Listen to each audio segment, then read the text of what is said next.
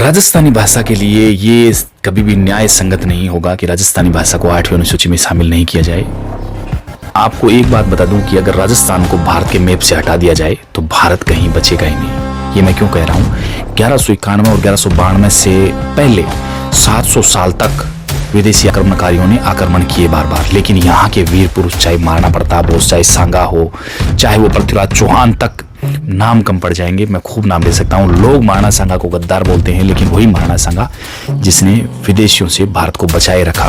तो 1192 के अंदर मोहम्मद गोरी के साथ पृथ्वीराज चौहान जब हार गए, जब उनके किले ढह गए, तो आने वाले 100 सालों में पूरे भारत पर कब्जा हो गया। ये थे भारत के राजपूत, ये भारत का इतिहास और ये थे भारत के वीर। और इसी को देखते हुए राजस्थानी भाषा को सम्मान मिलना चाहिए। दूसरी बात, आगे आने वाले 100 साल के अंदर जैसे ही मोहम्मद गोरी यहाँ पर पृथ्वीराज चौहान के साथ जीता, तो कुतुबुद्दीन ऐबक गुलाम वंश, जो साथ में जो गुलाम आया था, कुतुबुद्दीन ऐबक ने यहाँ पर गुलाम वंश की स्थापना की। और 1192 से लेकर 1947 तक भारत विदेशी आक्रांताओं की धरती बना रहा। कि पृथ्वीराज चौहान के बाद में भारत विदेशियों का गुलाम रहा, लेकिन फिर भी महाराणा प्रताप, महाराणा सांगा, बहुत सारे ऐसे राजपूत राजा थे या बहुत सारे ऐसे वीर पुरुष थे जिन्होंने राजस्थान को तो फिर भी बचाए रखा, विदेशी आक्रांताओं के कब्जे में रहा।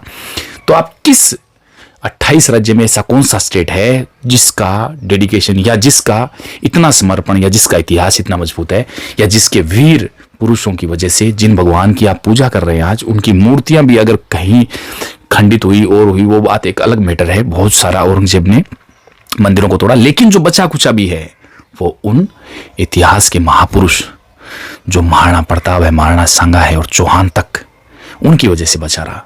तो राजस्थान के इतिहास को कम मत आंकिए।